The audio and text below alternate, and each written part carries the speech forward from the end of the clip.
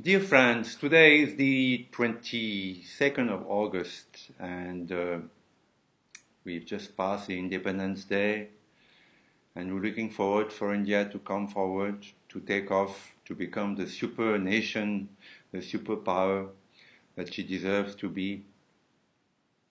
What I would like to say today is what for me is Indianness. You know, there are many books that have been written about what is it to being an Indian, the idea of India, but I have my personal views.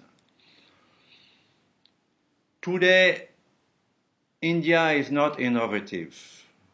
Indians have become the best copiers in the world. If you see Bollywood, Bollywood copies scene by scene, dialogue by dialogue, frame by frame, Western films. There is no innovation in India. Whereas in the ancient times, even till the Mughals, India was considered, a country where so many things were invented, from mathematics to, chess and astrophysics. Indian astrophysicists were among the best in the world. The astronomers, the French, used to quote Indian astronomy up to the 18th century. So India was a country of innovation. Today, because of colonization, because of the invasions, because of so much trouble that has come to India, India has lost that imagination, that power of innovation. Why? If you see your schools today, your universities, what you're doing is that you produce clones. You only teach them Western values, Western literature, Western mathematics, Western heroes. And as a result, your students, however brilliant they are just copiers. And they're good for export. Most of them, including, the children of the BJP and the RSS even, go abroad to universities and eventually settle there, have children. These children become totally American or British or Canadian, and they're lost to India and they're lost to themselves. Now, what is Indianness?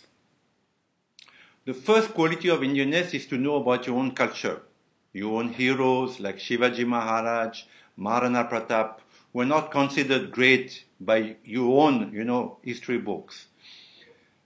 Your own poets, Kalidasa is probably one of the greatest poets ever in the world, on par with Homer, on par with Shakespeare. Even today, translated from the Sanskrit to English, you can see the power of Kalidasa. But is Kalidasa taught in Indian schools?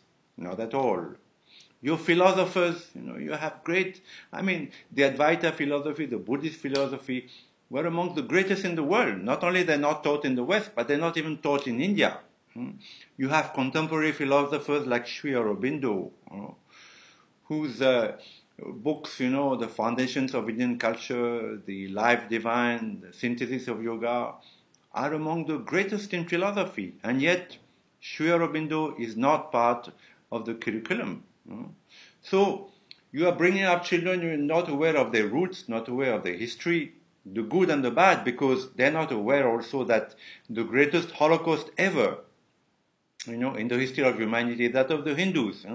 From the Hindu Kush till Mumbai, 2011, it has been estimated that, the number of Hindus killed is at least 100 million. It's a huge, huge number, more than the Jews, more than the Armenians, more than anybody.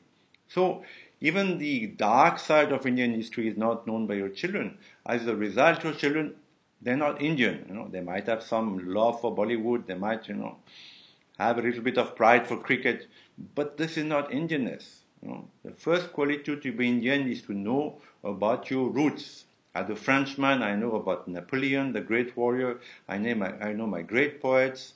I'm taught in school, from kindergarten onwards, were my great warriors. So I grew up proud to be a French. So Indians today are not proud to be Indian. Hence, they do badly in Olympics. The fact that Indians do so badly in Olympics is also because they lack nationalism. They lack roots. They lack the feeling of being proud to be Indian. So this is a great lacuna in Indian education. What is the second quality about Indianness? Is to know about your spirituality. Indian spirituality is probably the most ancient and the last alive in the world today. In India, people still know what is death, what is life, what is rebirth, what is karma, what is dharma, how the divine manifests himself or herself at different times under different names, which is the concept of the avatar, and this is why Hindus, are able to worship the Christ, Buddha, Mohammed, Krishna. This is unique in the world. Who am I?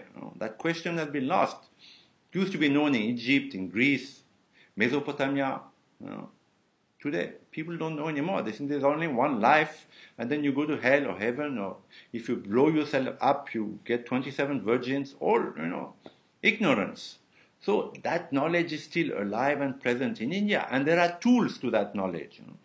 Pranayama, the science of the breath, to make yourself feel better, to get a better mind, to get a better body through certain exercises. This is a very valuable tool which should be taught in school. From kindergarten onwards, there are simple pranayama that children can learn.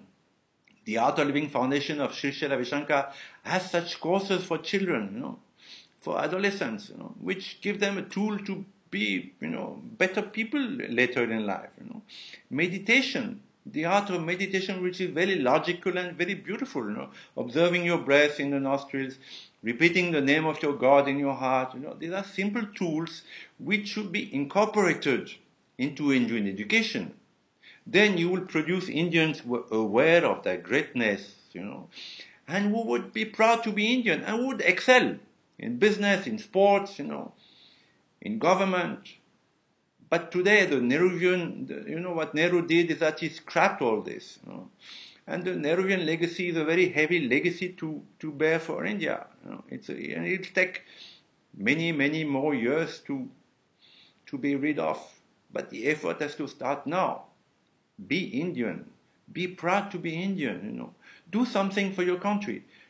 This is a great country. It needs you, It needs your Indianness. Thank you, and have a good day.